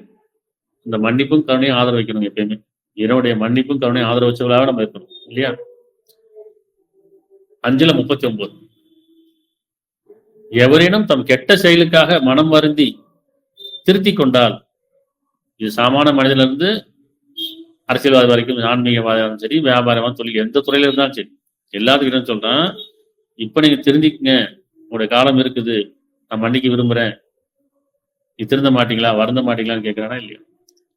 அப்ப எவரிடம் தம் கெட்ட செயலுக்காக மனம் வருந்தி தம்மை சீர்திருத்தி கொண்டால், மனசாட்சி உறுத்துது, தப்பு பண்ணிட்டேன், வாக்குறுதி நிறைவேற்றல, என்னை நம்பி ஒப்படைச்சாங்க, நான் துரோகம் பண்ணிட்டேன், மோசம் பண்ணிட்டேன், நம்பி வந்தாங்க, அவங்கள நான் தீங்கிழிச்சிட்டேன், இப்படி மனசாட்சி உறுத்தும் போதெல்லாம் இப்ப இறைவன் சொல்றான், எவரேனும் தம் கெட்ட செயலுக்காக மனம் வருந்தி தம்மை சீர்திருத்தி கொண்டால் நிச்சயமா அல்லாஹ் மன்னிக்கின்றான், நிச்சயமா அல்லாஹ் மிகவும் மன்னிப்பவனாகவும் கருணையுடையனா இருக்கின்றான். ஆதரவு வைங்க, மன்னிப்பையும் கருணையும் ஆதரவு வைங்க. நான் மன்னிக்க நாடுறேன், நீங்க மன்னிக்க விரும்ப மாட்டீங்களா, நான் மன்னிக்க விரும்புறேன், நீங்க திருந்த மாட்டீங்களா கேட்கறானா இல்லையா? 55:9 ஆகவே நீங்கள் நியாயத்துடனேயே தீர்வு செய்யுங்கள், அநியாயம் செய்யாதீர்கள். இதுதான் ரொம்ப முக்கியமா இருக்கு. நியாயத்துடனே பிறர் மீது, பிறரை பற்றி, பிற காரியங்கள்ல உங்களுக்கு நம்பி ஒப்படைக்கப்பட்ட, நம்பி சொல்லப்பட்ட, நம்பி கொடுக்கப்பட்ட அமானிதம், நம்பி ஒப்படைத்தவரிடம் நீங்க நியாயமா தீர்ப்பு செய்யுங்க. ஆகவே நீங்கள் நியாயத்துடனேயே தீர்வு செய்யுங்கள், அநியாயம் செய்யாதீர்கள். நீங்க அநியாயம் செய்யாதீர்கள், அநியாயம் செய்யப்பட மாட்டீங்கன்னு சொல்றாங்க. இன்னொரு வசனம் சொல்றது, நீங்க அநியாயம் செய்யாதீர்கள் பிறருக்கு, நீங்களும் அநியாயம் செய்யப்பட மாட்டீர்கள். நீங்க அநியாயம் செஞ்சீங்கன்னா உங்களுக்கு அநியாயம் தான் நடக்கும். இது நியாயமானது. இது எனக்கு ஒரு அநியாயம் நடக்குன்னா அது நியாயமானதானா? ஆமா, ஏன்னா பிறகு நான் அநியாயம் செஞ்சிருக்கேன், அந்த அநியாயத்துக்கான கூலி தான் அது நியாயம், அப்படிதானே? இறைவன் யாருக்கு அநியாயம் செய்யலைங்கிறான், அப்ப எனக்கு ஒரு அநியாயம் நடக்குது, எப்படி இது நியாயமா அப்படின்னா, ஆமா அது நியாயம் தான். ஏன்னா நீ பிறருக்கு அநியாயம் இது போன்று பல மடங்கு செஞ்சிருக்கீங்க, அதுல இருந்து நான் சில பங்கு தான் கொடுத்துருக்கேன். உங்களுக்கு துன்பம் வருமானால் இது எப்படி வந்துட்டு கேட்குறீங்களே, பிறகு நீங்க இது போன்று பன்மடங்கு செஞ்சிருக்கீங்க, அப்ப நான் பிறகு அநியாயம் செய்யும்போது அது அநியாயம் சொல்றோம், ஆனா எனக்கு ஒரு அநியாயம் நடக்கும்போது ஏன் நியாயம் அப்படின்னா, இறைவன் சொல்றா நீ பிறகு செஞ்சு நியாயம் தான், அநியாயம் தான் உனக்கு வந்திருக்கு, அப்ப இறைவனத்துல அது நியாயமா இருக்காது. ஆனா பிறகு செஞ்ச பாவத்துக்காக நான் மன்னிப்பு கேட்டோம்னு சொன்னா இறைவன் மன்னிப்புனா இருக்கான், இது நியாயமா இருக்கு, நன்மையானதா இல்லையா? ஆகவே நீங்கள் நியாயத்துடனே தீர்வு செய்யுங்கள், அநியாயம் செய்யாதீர்கள், அநியாயம் செய்யறோம் நீங்களும் ஆகிவிடாதீர்கள், உண்மையாளோட நீங்க ஆகிவிடுங்க, நன்மையாளோட ஆகிவிடுங்க. யார் உண்மையாளர்? இருப்ப இறைவன் மட்டும்தான் உண்மையான, இறைவன் மட்டும்தான் உண்மையாளன், அவர் உண்மையாளோட நீங்க ஆகிவிடுங்கள். இன்னும் நம்பிக்கையாளர்கள், தூதர்களும் நம்பிக்கையாளர்களும் உண்மையாளராக இருந்தாங்க சொன்னா அவரோட நீங்க ஆகிவிடும். நிராகரிப்போடும் அநியாயக்காரோடும் நீங்க ஆகிவிடாதீர்கள், வரம்பரோடும் நீங்க ஆகிவிடாதீர்கள். சரியா? 6:70 யார் தங்கள் வாழ்க்கையை விளையாட்டாகவும் வெறும் வேடிக்கையாக எடுத்துக்கொண்டார்களோ, யார் தங்களுடைய வாழ்க்கையை விளையாட்டாகவும் வெறும் வேடிக்கையாக எடுத்துக்கொண்டார்களோ, இன்னும் யாரை உலக வாழ்க்கையை ஏமாற்றி விட்டதோ அவர்களே விட்டுவிடும். இந்த உலக வாழ்க்கை உங்களை நான் வீணுக்கு விளையாட்டுக்கு படைக்கலைங்கிறான், உங்களை நான் வீணுக்கு விளையாட்டுக்கு படைக்கலை, இந்த உலக வாழ்க்கை வீணு விளையாட்டு பற்றி வேறு இல்லை, உங்களை ஒரு நோக்கத்தோட படைச்சிருக்கேங்கிறான். உங்களில் செயலால் அழகானவர் யார் என்று சோதிப்பதற்காக ஒரு நோக்கத்தோட படைச்சிருக்கேன், உங்களை வீணு விளையாட்டுக்கு படைக்கல. நீங்க இந்த உலக வாழ்க்கை வீணு விளையாட்டமே எடுத்துக்காதீங்க, படைப்பு நோக்கம் ஒன்று இருக்குது, அதுதான் சத்தியம். அந்த நோக்கத்தை அறிஞ்சு நம்ம அதை பின்பற்றுதான் தொழுகை, அதுதான் இறை வழிபாடு, அதுதான் வணக்க வழிபாடு. அதுக்கு மனசாட்சி ரொம்ப அவசியம் இல்லையா? அப்ப யார் தங்க வாழ்க்கையை விளையாட்டாம வெறும் வேடிக்கையா எடுத்துக்கொண்டார்களோ அப்படின்னா, இந்த வேடிக்கையிலையும் விளையாட்டுலையும் மூழ்கி போயிருக்கீங்க. போறோம்ல, இப்ப பொழுதுபோக்கிட்டே இருக்கும் இல்லையா, வேடிக்கையா தானே இருக்குது, வேடிக்கை பார்க்க கூட்டமா போறோமா இல்லையா, அதுலயும் மூழ்கி போயிடுறோமா இல்லையா? பொழுதுபோக்கையும் வேடிக்கையும் விளையாட்டுலையும் நேரத்தை போய்க்கும், உங்க நேரம் நெருங்கிட்டே இருக்குங்கிறான், நீங்க நேரத்தை விரயம் பண்ணிக்கிட்டே இருக்கீங்கிறான். எப்ப பார்த்தாலும் போன் நோண்டிக்கிட்டே இருக்கிறோம், சினிமா பார்த்துட்டே இருக்கிறோம், கேம் விளையாண்டுட்டே இருக்கிறோம், அப்படின்னு சொன்னா யாரை பத்தியா புறம் பேசிட்டே இருக்கோம், இல்லைன்னா அரசியல் ஆண்டி இப்படி போயிட்டே செய்யறோம், நம்மள நம்ம மறந்துட்டோம், பிறகு முன்னாடி போயிட்டே இருக்கும், நம்ம கொடுத்த நேரத்தை தவற விட்டுறோம். ஒவ்வொரு நிமிஷமும், ஒவ்வொரு மணி நேரம், ஒவ்வொரு ஒரு துளி நேரமும், அப்படி ஒரு துளி நிமிஷம் சரி, அது ரொம்ப வேல்யூவானது. ரொம்ப, ஏன்னா அந்த நேரம் நமக்கு எப்ப தெரியும், இந்த ஒரு நிமிஷம் நமக்கு எப்ப தெரியும் சொன்னா சொல்லுவாங்கல்ல, ஆஸ்பத்திரி வேகமா போய் சேர்க்கமா சொல்லுவாங்க, ஒரு 5 நிமிஷத்துக்கு முன்னாடி வந்தா புழக்கி வச்சுக்கலாமேன்னு. அப்ப அந்த 5 நிமிஷம் ரொம்ப வேல்யூவானது இல்லையா? ஒரு பரீட்சைக்கு போறோம், பரீட்சையில வந்து எழுதும் போது இன்னும் 2 நிமிஷம் நம்ம எழுதி முடிச்சிருக்கலாம், ஆனா அவங்க டக்குனு பேப்பர் பிடிக்க போயிட்டாங்களே, இந்த ஒரு 2 நிமிஷம் கொடுத்தாலும் அந்த 2 நிமிஷம் நமக்கு அது வேல்யூவானது. ஒரு பஸ்ஸை பிடிக்க போறோம், ஃபிளைட்டை பிடிக்க போறோம், ஒரு ட்ரெயினை பிடிக்க போறோம் அப்படின்னா ஒரு 5 நிமிஷத்துக்கு முன்னாடி போய் தான் பிடிச்சிருக்கலாம், போயிடுச்சு, ஒரு 5 நிமிஷம் லேட் ஆயிடுச்சு, போயிடுச்சு. இப்படி நம்ம அந்த 5 நிமிஷம், அந்த 10 நிமிஷம் லேட் ஆகுறது எப்ப தெரியுதுன்னு சொன்னா, நான் எதாவது ஒன்று இழக்கும் போது, எதையா ஒன்று தவற விடும்போது, ஒரு நஷ்டமாகும் போது அந்த 5 நிமிஷம் வேலைக்கு தெரியுதா இல்லையா? அப்ப என்ன சொல்றா, ஒவ்வொரு நிமிடமும் உங்களுக்கு முக்கியமானது. விரயம் பண்ணாதீங்க, வீணடிக்காதீங்க, தவற விட்டுறாதீங்க. நிறைய பல உதாரணங்கள் சிந்திக்கிறதுக்காக. அப்ப யார் வேடிக்கையா விளையாட்டா எடுத்துக்கொண்டார்களோ, யாரை உலக வாழ்க்கை ஏமாற்றிட்டதோ அவர்களை விட்டுவிடும். எனினும் ஒவ்வொருவரும் தான் செய்த செயலின் காரணமாக ஆபத்தில் சிக்கிக் கொள்வான். ஒவ்வொருவரும் தான் செயலின் காரணமாக ஆபத்தில் சிக்கிக் கொள்வான் என்பதை அறிவுறுத்தும், உபதேசம் பண்ணுங்க, எச்சரிக்கை செய்யுங்க. அவர்களுக்கு அல்லாவை தேவை வேறு பாதுகாவனும் பரிந்து பேசுவதும் இல்லை. ஈடாக அத்தனையும் கொடுத்தாலும் அந்த நேரம் வந்துருச்சுன்னு சொன்னா இருக்கிறதெல்லாம் கொடுக்க நினைப்போம். நான் சம்பாரிச்சு வச்செல்லாம் கொடுத்துட்றேன், சேர்த்து வச்செல்லாம் கொடுத்துட்றேன், இன்னும் பிறர்கிட்டையும் வாங்கி கொடுத்துட்றேன். அப்படி புரியுதா? அத்தனையும் கொடுத்தாலும் அது அவரிடம் வந்து ஒப்புக்கொள்ள மாட்டாது. இவர்கள் தங்கள் இவர்கள் தங்கள் செய்த செயல்களாலேயே தங்கள் நாசமாய் கொண்டார்கள். யாரு? இந்த உலக வாழ்க்கை விளையாட்டு எடுத்துக்கொண்டவர்கள். இவர் நிராகரித்துக் கொண்டிருந்த காரணத்தால் இவர்களுக்கு கொதிக்கு நீரும் துன்பம் தரும் வேதனையும் உண்டு. இது எல்லாத்துக்கும் தான். இது சாமானிய மக்களும் சரி, அரசனா இருந்தாலும் சரி, ஆண்டியா இருந்தாலும் சரி, எல்லாத்துக்கும் ஒரே நியாயம்தான். ஆண்டியருக்கு மட்டும்தான் இல்லை, அரசனா தான் தப்பிக்க முடியாது. அவனிடத்துல எதுவுமே செல்லாது. அவன்கிட்ட இறைவன்கிட்ட வந்து பதவி செல்லாது, புகழ் செல்லாது, பணம் செல்லாது, பொருள் செல்லாது, அதிகாரம் செல்லாது, இல்லையா? படிப்பு செல்ல எதுவுமே அவன்கிட்ட செல்லாது. எப்படி அற்பத்திலிருந்து படைக்கப்பட்டோமோ, எல்லாரும் ஒரே மாதிரி ஒரே அர்த்தத்திலிருந்து படைக்கப்பட்டார்களோ அதே மாதிரி அங்க எல்லாரும் ஒரே மாதிரிதான் ட்ரீட் பண்ணுவாங்க. தவிர இவருக்கு பதவி இருக்குப்பா, இவர் ஒரு மாதிரி, எப்படி இவருக்கு புகழ் இருக்குது, இவர் அதிகாரம் இருக்குது, இவர் படிச்சவர், நிறைய பொருள் இருக்கு, அப்படிலாம் கிடையாது. எல்லாம் இந்த உலகத்தோட முடிஞ்சு போயிடும். அவனிடத்துல அப்படிலாம் அல்ல. அவனிடத்துல வந்து எப்படி மனிதன் அற்பத்திலிருந்து படிச்சாலும் அந்த அற்பத்திலிருந்து அப்படியே தான் எடுப்பான், ஒரே மாதிரி தான் எடுப்பான். அப்ப இந்த அதிகாரம், இந்த பணம், பொருள், இந்த புகழ், பதவி எல்லாம் இந்த உலகத்துல முடிஞ்சு போயிடும். சொற்பமானது, அற்பமானது. இதை கொண்டு நாம் என்ன செய்யணும்? ஆணவத்தை ஆடிட்டு இருக்கூடாது, அடங்கிடணும். இறைவனுக்கு அடங்கி வாழ்ந்தோம்னு சொன்னா நிச்சயமா உள்ளட்சம் முதல் இறைவன் நேசிக்கிறான். சரியா? 31 33 மனிதர்களே உங்கள் இறைவனை அஞ்சிக் கொள்ளுங்கள். மனிதர்களே உங்கள் இறைவனை, உங்களை படைத்தவனை அஞ்சிக் கொள்ளுங்கள், இன்னும் அந்த நாளை பயந்து கொள்ளுங்கிறான். எச்சரிக்கை. எப்படி? மனிதர்களே அப்படின்னு மனிதர்கள் தான் கூப்பிடுறாங்க, மூமின்கள் கூப்பிடல. முஸ்லீம்களே, இந்துக்களே, கிறிஸ்தவர்களே, மதத்தை பேரும் சொல்லி கூப்பிடல. மனிதர்களே உங்கள் இறைவனுக்கு அஞ்சிக் கொள்ளுங்கள், படைத்தவனுக்கு பயந்து கொள்ளுங்கள், இன்னும் அந்த நாளை குறித்து பயந்து கொள்ளுங்கள். அந்த நாள் வரும், அந்த நாள் ஒரு நாள் வரும். எப்படி வரும்? தந்தை தன் மகனுக்கு உதவ மாட்டான். இந்த நாள் எப்படி? தந்தை தன் மகனுக்கு உதவ மாட்டார், பிள்ளையும் தன் தந்தைக்கு எதையும் நிறைவேற்றிக்க இயலாது. நிச்சயமா அல்லாஹ்வின் வாக்குறுதி உண்மையானதாகும். ஆகவே உலக வாழ்க்கையை உங்களை ஏமாற்ற வேண்டாம். நான் முதல்ல படிச்சோம்ல, உலக வாழ்க்கையை ஏமாற்றது இல்லைன்றா. இப்ப இந்த உலக வாழ்க்கையை உங்களை ஏமாற்ற வேண்டாம், ஏமாற்றணும் அல்லாஹ்வை குறித்து உங்களை ஏமாற்றாது இருக்கட்டும். யார் இந்த உலக வாழ்க்கை வேடிக்கை விளையாண்டு எடுத்துக்கொள்ளாதீங்கிறான். உங்களை படைப்பு நோக்கம் இருக்குது, அர்த்தத்தோட படைச்சிருக்கான், உண்மையை கொண்டு படைச்சிருக்கான், அதுல நியாயத்தை கொண்டும் உங்களுக்கு படைச்சிருக்கிறான். அவன் வேடிக்கை விளையாட்டை இருந்துட வேண்டாம், பொழுதுபோக்கிட வேண்டாம், டைம் பாஸ் பண்ண வேண்டாம். டைம் பாஸ் பண்ணீங்கன்னா லைஃப் ஃபெயில் ஆகிடுவீங்க. டைம் யூஸ் பண்ணுங்கிறான், சரியான முறையில், நியாயமான முறையில், உண்மையான முறையில். தியானம் அவசியம் ரொம்ப, இல்லையா? அப்ப மனிதர்களே உங்கள் இறைவனுக்கு அஞ்சிக் கொள்ளுங்கள், இன்னும் அந்த நாளை குறித்து பயந்து கொள்ளுங்கள். தந்தை தன் மகனுக்கு உதவ மாட்டார், பிள்ளையும் தன் தந்தைக்கு எதையும் நிறைவேற்ற இயலாது. நிச்சயமா அல்லாஹ்வுடைய வாக்குறுதி உண்மையானதாகும். ஆகவே உலக வாழ்க்கை உங்களை ஏமாற்றிட வேண்டாம். ஏமாற்றணும் அல்லாஹ்வை குறித்து உங்களை ஏமாற்றணும். இந்த உலக வாழ்க்கை என்ன? பொருளும் அறிவும் ஏமாற்ற வேண்டாம். உலக வாழ்க்கை என்ன இருப்ப? அலங்காரமான இந்த வாழ்க்கை, ஆடம்பரமான இந்த வாழ்க்கை, அதிகாரமான இந்த வாழ்க்கை, இல்லையா?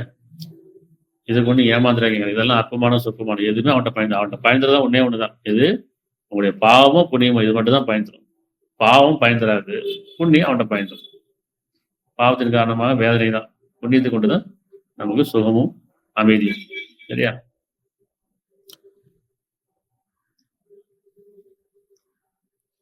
பத்துல 105 இன்னும் நியாயத்தின் பக்கமே உங்கள் முகத்தை நிலைநிறுத்தீராக. நியாயத்தின் பக்கமே, மனசாட்சியின் பக்கமே உங்களுடைய முகத்தை, அப்படின்னா உங்களுடைய கவனத்தை நிலைபெற செய்வீராக. அநியாயம் செய்வது ஒரு ஆகிவிட வேண்டாம். திருப்பி எச்சரிக்கை செய்யறான். உங்களுடைய உள்ளத்துக்கு பக்கமே திரும்புங்க, மனசாட்சி பக்கமே திரும்புங்க. மனசாட்சி தவற விட்டுன்னு சொன்னா அநியாயக்காரில் ஆயிரும், அநியாயக்காரோட நம்மளும் சேர்ந்தாயிரும். அதனால குடும்பமாகட்டும், உறவுகளாகட்டும், நட்பாகட்டும், வாணிபமாகட்டும், அல்லது இன்னும் அரசியல், ஆன்மீகம், படிப்பு, எதுவாக தான் சரி, மருத்துவம் எதுவாக தான் சரி, எல்லாத்துலேயுமே இந்த நியாய உணர்வு ஒன்று வேணும். மனசாட்சி கட்டுக் கொடுங்க. அப்ப நியாயத்தின் பக்கமே, மனசாட்சியின் பக்கமே உங்களுடைய கவனத்தை நிலைபெற செய்வீராக. அநியாயம் செய்வதில் ஒரு ஆகிவிட வேண்டாம், இல்லைன்னா நீ அநியாய செயல் ஆகிவிடுங்க. சரியா? அதாவது ஒரு உதாரணம் சொல்றேன். குர்ஆன்ல ஒரு உதாரணம் இருக்குது. மூசா நபியுடைய வரலாறுல அங்க பிறவுன்னு ஒரு அநியாயக்காரனா இருக்கான், காரூன் ஒரு அநியாயக்காரன் இருக்கான். சரியா? அப்ப என்னன்னு சொல்றேன், 28:76 இருந்து அது உதாரணம் பார்த்துடலாம். நிச்சயமா காரூன் மூசாவின் சமூகத்தை சேர்ந்தவனா இருந்தான். எனினும் அவன் அவர்கள் மீது, யார் மீது? அந்த சமுதாயத்தின் மீது. மூசாவின் சமூகத்தை சேர்ந்தவனா இருந்தான். எனினும் அவர்கள் மீது, அந்த மனிதர்கள், அந்த மக்கள் மீது அவன் அட்டிலியம் செய்தான். அவனுக்கு நாம் ஏராளமான பொக்கிஷங்களை கொடுத்தோம்.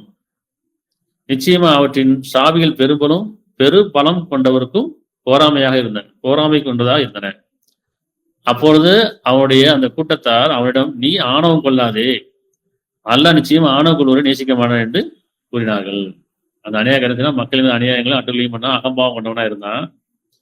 ஏன்னா தன்ட்ட பொருள் இருக்கு, பதவி இருக்கு, இன்னும் அதிகாரம் இருக்குன்னு சொல்லி. அப்ப அவற்றின் சாவிகள் பெரும்பலம், இன்னும் யாரெல்லாம் அதிகமா வச்சிருக்கிறாங்க அவங்களுக்கு கூட இவனுக்கு அதை விட அதிகமா வச்சிருக்கு. சரியா? அதை விட அவனுக்கு அதிகமா கொடுக்கப்பட்டிருக்கு, எல்லாமே கொடுக்கப்பட்டிருக்கு. அந்த ஆணவத்திலையும் அதிகாரத்திலையும் அலட்சாட்டியத்திலையும் அகம்பாவத்திலையும் இருக்கும்போது என்ன சொல்றாங்கன்னா, அவனுடைய கூட்டத்தார், அவனுடைய சமூகத்தார் அவனிடம், நீ ஆணவம் கொள்ளாதே, அல்லாஹ் நிச்சயமா ஆணவம் கொள்வரை நேசிக்க மாட்டான் என்று கூறினார்கள். மேலும் அல்லாஹ் உனக்கு கொடுத்ததிலிருந்து நிலையான வீட்டை தேடிக்கொள். என்ன சொல்றாங்க? ஒவ்வொருத்தரும் வாய்ப்பு கொடுக்கப்பட்டிருப்பா. கொடுத்ததிலிருந்து, அல்லாஹ் உனக்கு கொடுத்ததிலிருந்து நிலையான வீட்டை தேடிக்கொள். என்ன கொடுத்திருக்காங்க? பொருளை கொடுத்திருக்கானா, அதை கொண்டு நிலையான வீட்டை தேடிக்கொள். அறிவை கொடுத்திருக்கானா, அதை கொண்டு நிலையான வீட்டை தேடிக்கொள். அதிகாரத்தை கொடுத்திருக்கானா, அதை கொண்டு நிலையான வீட்டை தேடிக்கொள். அவன் என்ன கொடுத்திருக்கானோ அதுல இருந்து இறைவன் பக்கம் திரும்பி நியாய உணர்வோட, உன்னச்சத்தோட, பயபக்தியோட இருந்துச்சுன்னா அந்த கொடுத்த வாய்ப்பை பயன்படுத்திங்க. சரி, அல்லாஹ் உனக்கு கொடுத்தது இருந்து நிலையான வீட்டை தேடிக்கொள். உலகத்தில் பங்கை மறந்து விடாதே.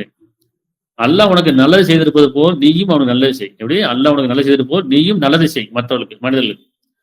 இன்னும் பூமியில் குழப்பம் செய்ய விரும்பாதே. நிச்சயமா அல்லாஹ் குழப்பம் செய்வதை நேசிப்பதில்லை. சரியா?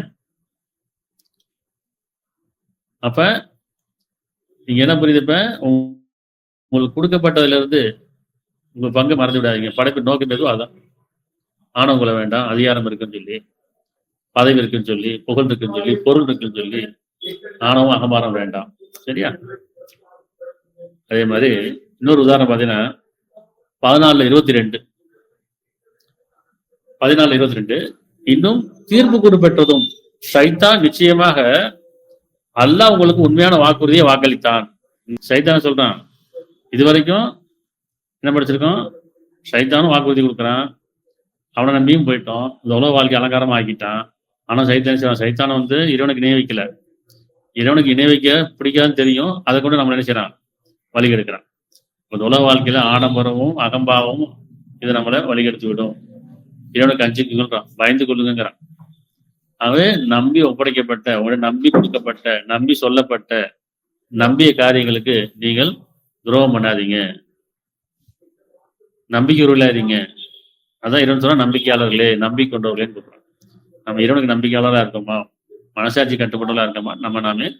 அதனால எங்கள் இறைவனே எங்களையும் என் குடும்பத்தாரையும் சந்ததியையும் நம்பிக்கொண்ட ஆண்களையும் பெண்களையும் நம்பிக்கையுரியவர்களாக, உண்மையாளர்களாகவும், நன்மையாளர்களாகவும், சாட்சியாளர்களாகவும், தூதர் எங்களுக்கு சாட்சியா இருக்க, நாங்கள் மட்டுமே சாட்சியாக இருப்பதற்கு எங்களுக்கு உதவி செய்வாயாக.